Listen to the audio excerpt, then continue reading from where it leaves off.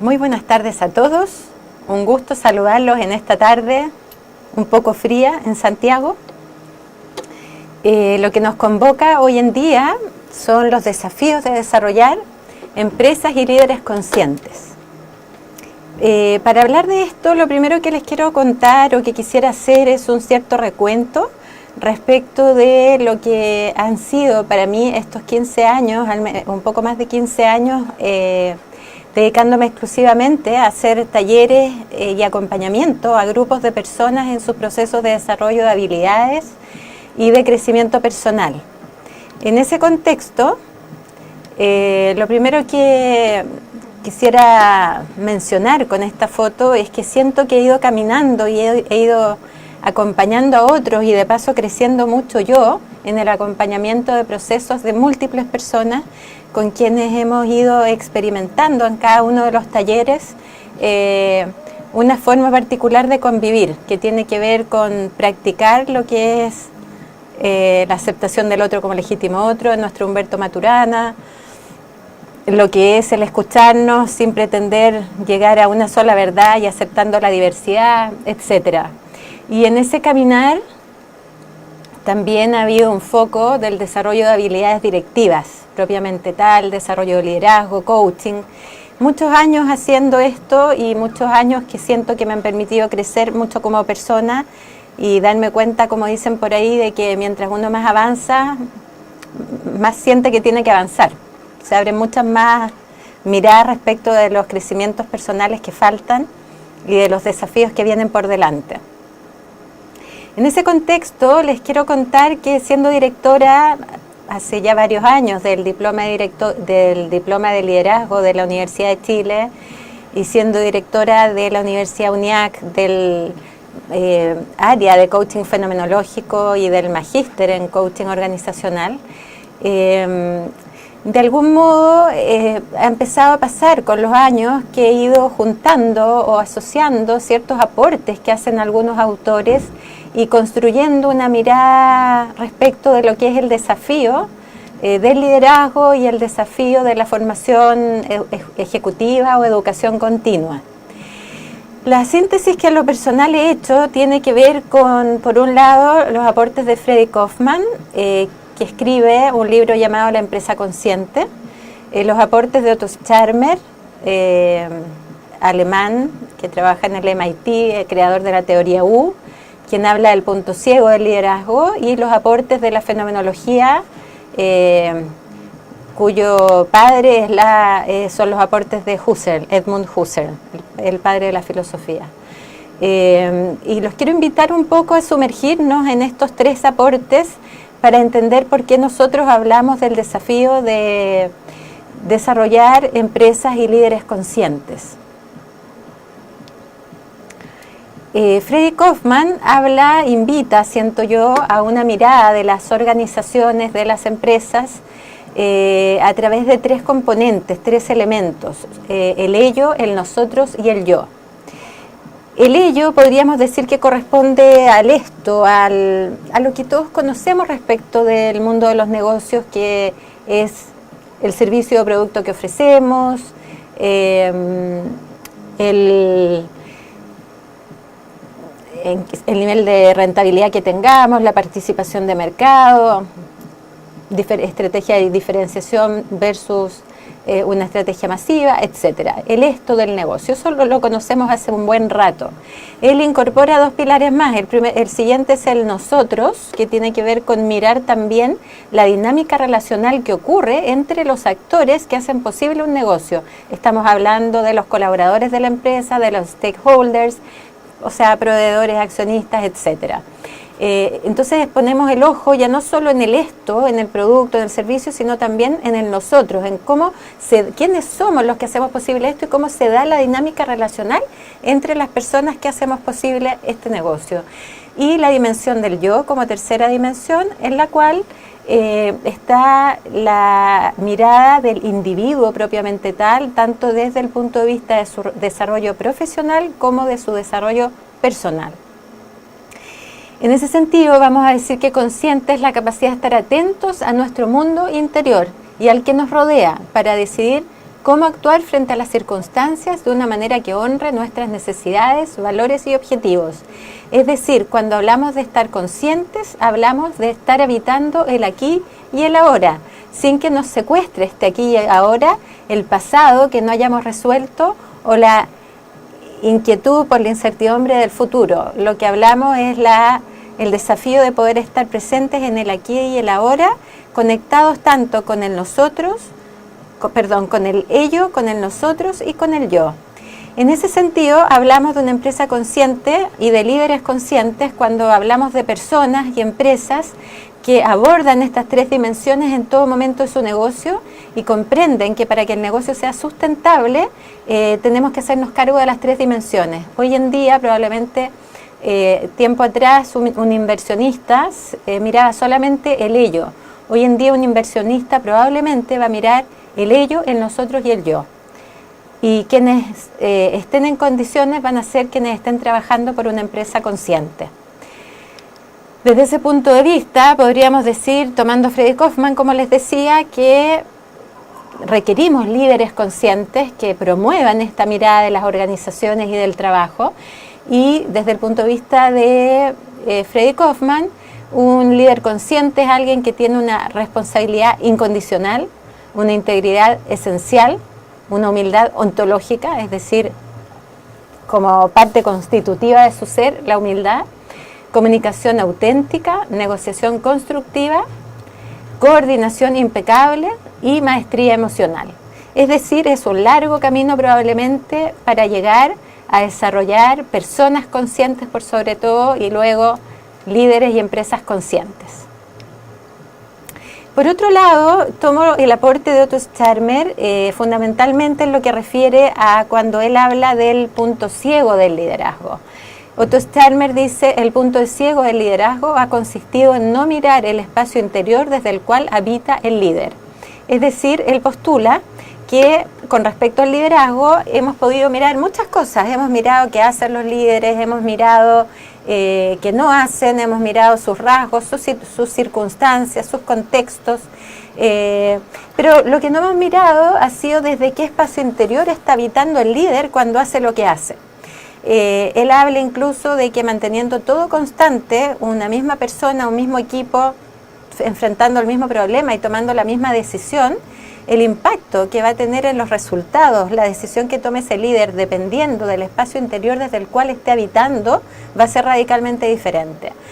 A nosotros nos hace un profundo sentido hablar del espacio interior desde el cual habitamos y consideramos que ahí hay que poner foco en la formación de nuestros líderes.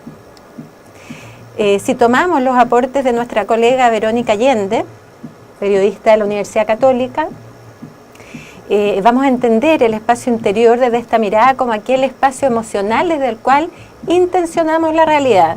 Estamos refiriéndonos a un nivel de conexión, estamos refiriéndonos a un nivel de paz, utilizándolo como indicador el nivel de paz que sintamos, y el nivel energético. Estamos planteando un poco, desde la perspectiva de que prácticamente hoy día la física, desde la física cuántica, converge con lo que es la espiritualidad y consideramos que dependiendo de nuestra capacidad de conectarnos con nosotros y con el otro y dependiendo de nuestra capacidad energética de conectarnos con una emocionalidad más amorosa versus algo más desamoroso, más lo contrario, ¿cierto? Más falto de amor, probablemente nuestra capacidad de impactar en otros y de afectar positiva o negativamente en otros va a ser radicalmente diferente. Y no es menor y no es casual y no somos ingenuos frente a ello. Entonces nosotros hacemos todo un trabajo de desarrollo personal en el que utilizamos la técnica de la meditación de manera de conectarnos conscientemente y de manera voluntaria con nuestra mejor versión de nosotros mismos. Y desde ahí abordamos las decisiones que tomamos. Nos parece un gran aporte el que hace Otto Scharmer, pone sobre la mesa algo que antes podría haber sido considerado un tabú o bien algo demasiado esotérico. Consideramos que está en el corazón de las relaciones humanas. Si pretendemos alumbrar el liderazgo desde este punto ciego desde el cual Otto nos invita a mirar, Si vamos al opuesto y pretendemos alumbrar esa parte, el desafío del líder tendría que ver con una comprensión consciente de las organizaciones. Decíamos que eso consiste en hablar de contemplar las 3 dimensiones, el ello, el nosotros y el yo, y el desafío de cultivar ese espacio interior desde el cual habitamos este mundo, nos relacionamos con los demás, nos relacionamos con nosotros mismos y generamos realidad. O sea, los invitamos a abrir todo este espacio nuevo que no estaba en general contemplado ni en la educación básica, ni superior, ni en la educación continua o formación ejecutiva. Finalmente, quiero considerar el tercer aporte a través del cual he podido ir generando avance en estos años y que se relaciona con la fenomenología. El mirar fenomenológico. Cuando yo era muy joven y estudiaba filosofía en mi pregrado, que fue licenciatura en filosofía, me atraía muchísimo lo que era la fenomenología y lo que planteaba Husserl. Sin embargo, no era capaz de explicar por qué me atraía tanto, porque yo pienso que Husserl es de los filósofos más difíciles de entender que he tenido, de los filósofos más áridos que he tenido la oportunidad de conocer, y por lo tanto es difícil de explicar por qué me hacía tanto sentido. Sin embargo, hoy en día creo que ya puedo explicarles un poco más a qué me refiero con todo esto del mirar fenomenológico. Vamos a mencionar en primer lugar los aportes de Kant, quien habla del sujeto, el objeto conocido y el objeto en sí. Es decir, Kant entra en lo que es la pregunta por el conocimiento que se está haciendo el mundo de la filosofía en su época, por la teoría del conocimiento, por la epistemología, que pretenden saber cómo es que conocemos, y también habla a aquellos que están en la ontología preguntándose por el ser de las cosas, qué es lo que hace que una mesa sea mesa, y cuándo está el límite en que ya no podamos decirle que es mesa, declarar que la mesa es mesa. Entonces, frente a toda esa discusión de su época, donde la aproximación era desde el sujeto, el filósofo, las personas que leían al filósofo, hacia el objeto, que pretendían conocer el ser del objeto y conocer cómo nos aproximamos a la verdad del objeto, Kant hace lo que llamamos el giro copernicano, un giro en 360 grados, y en esa medida vuelve la mirada al sujeto que conoce y pone el foco en las condiciones de posibilidad del sujeto que conoce. Entonces Kant dice el sujeto siempre está relacionándose con un objeto, y a la vez el objeto requiere del sujeto para ser objeto en cuanto conocido. Ejemplo, si es que todos los seres humanos mueren, este vaso, no sé si lo ven, este vaso seguiría existiendo. Quizá hubiese cierta tendencia en algunos de ustedes a pensar, no, el vaso no va a seguir existiendo, sí, el vaso va a seguir existiendo porque los que dejan de existir son los seres humanos. Y ahí hay una concepción separada, totalmente, con una separación radical entre el sujeto y el objeto.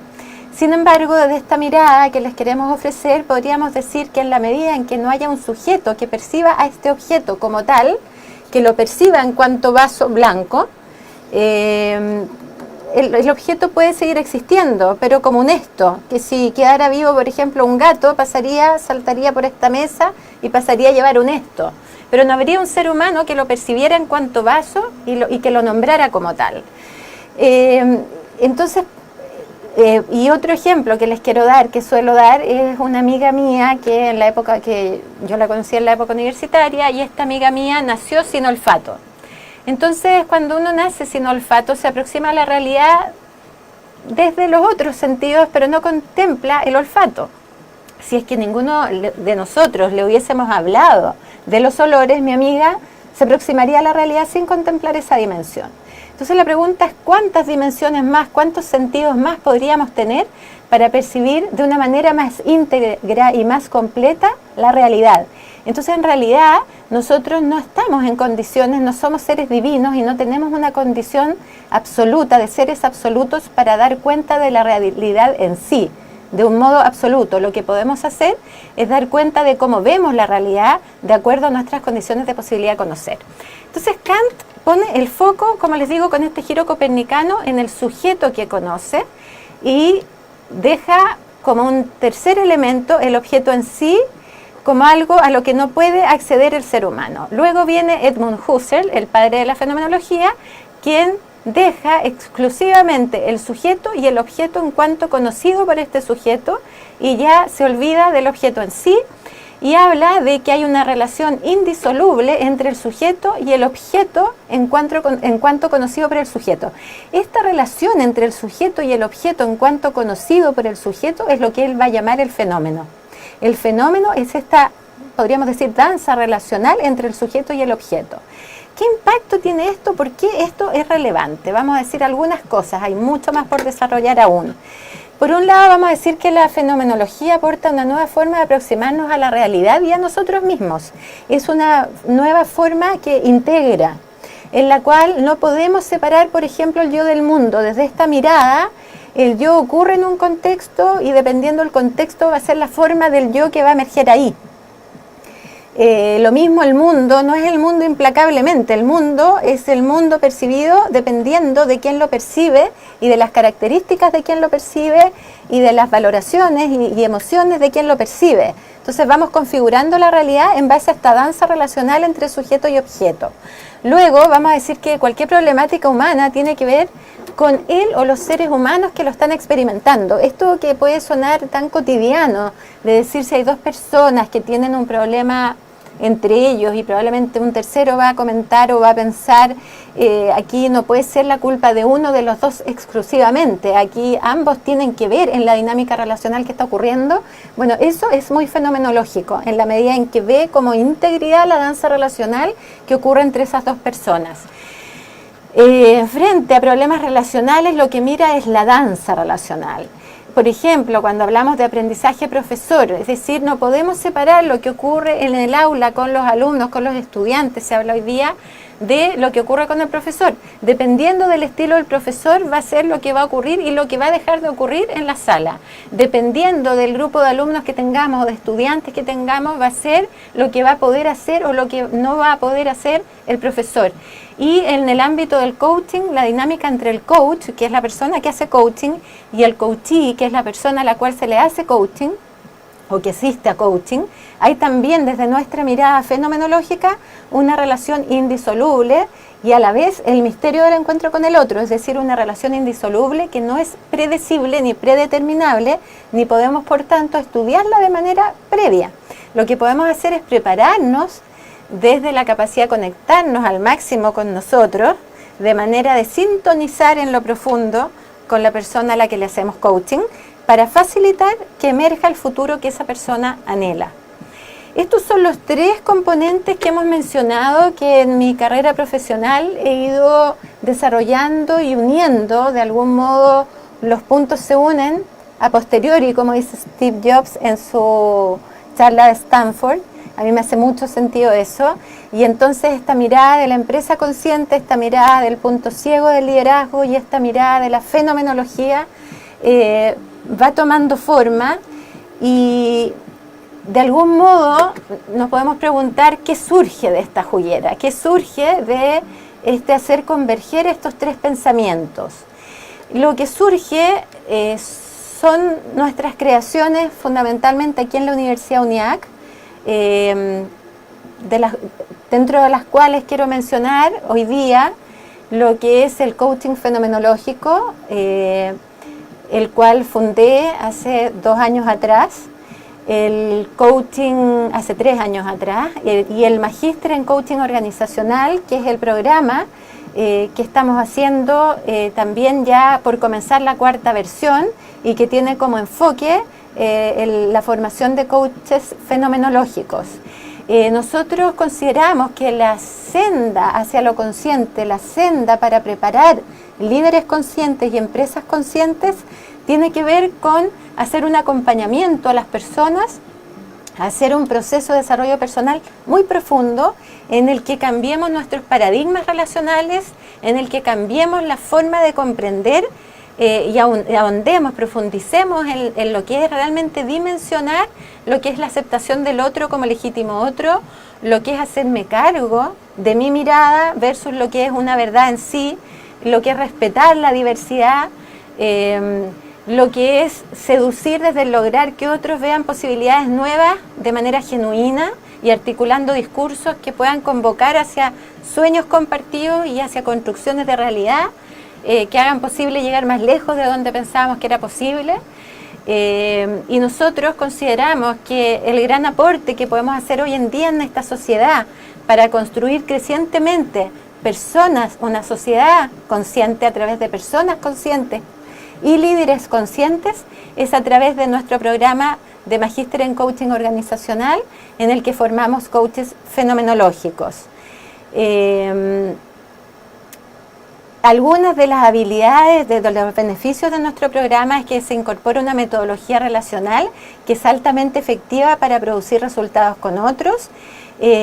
Ustedes, si es que se inscriben en nuestro programa, van a poder, y si es que aprueban la parte teórica y práctica, van a poder integrarse a la industria del coaching, aumentando su empleabilidad, van a poder mejorar el desempeño como líderes, va a haber un desarrollo, una comprensión estratégica del contexto laboral, que permita hacerlos más efectivos en acompañar procesos de ejecutivos y organizaciones.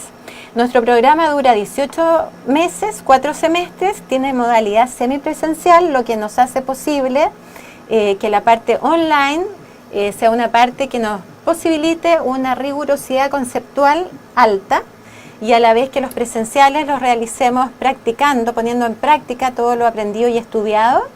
Y nuestra cuarta versión ya comienza el 22 de mayo de este semestre. Los invitamos a que no se queden fuera y a que se integren en este camino de convertirnos todos en personas conscientes para una sociedad más consciente. Tenemos preguntas, así que todo bien. Ya.